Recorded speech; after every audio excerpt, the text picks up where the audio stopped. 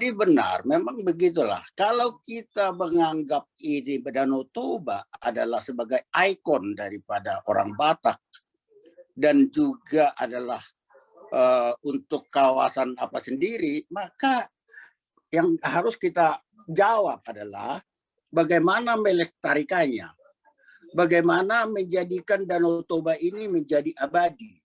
Itu saya kira yang paling apa. Apakah kita mau membiarkan Danau Toba ini cukup 30 tahun, 50 tahun, atau 100 tahun yang akan datang? Kita menginginkan Danau Toba yang abadi. Itu kalau bapak-bapak dan kita semua di sini selalu biasa mendengarkan lagu-lagu luar biasa, pemujian-pemujian mengenai Danau Toba ini. Tetapi sekarang ini barangkali ya tidak ada lagi yang bisa diapakan. Ini semua sudah terjawab dengan kondisi yang ada sekarang ini, pencemaran dan lain sebagainya.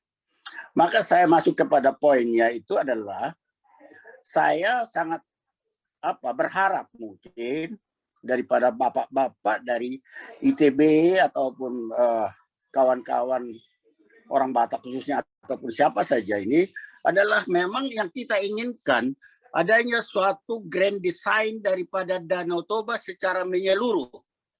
Grand design Danau Toba secara menyeluruh dan lingkungannya.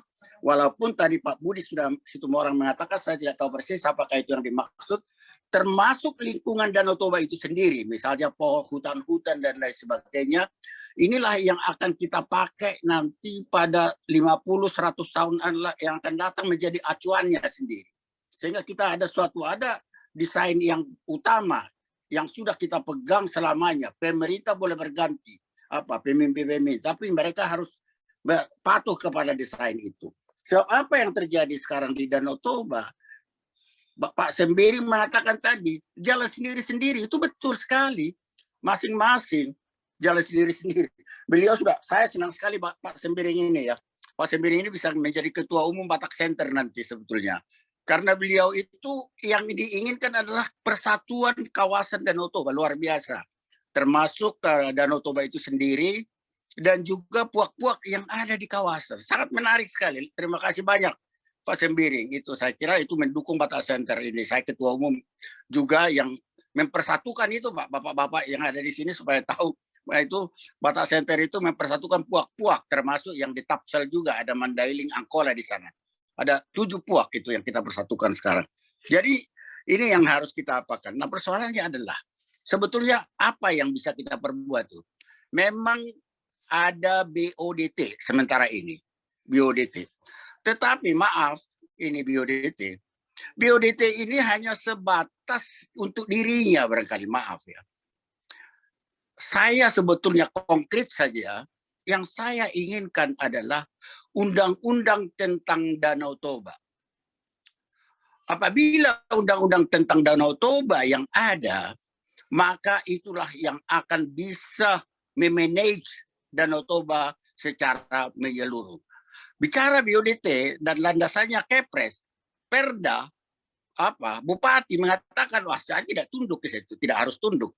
Begitu juga gubernur sendiri tidak akan Tetapi kalau kita membuat hanya satu yang bisa mengatasi, yaitu undang-undang mengenai Danau Toba, otorita Danau Toba, yaitu DPR yang akan.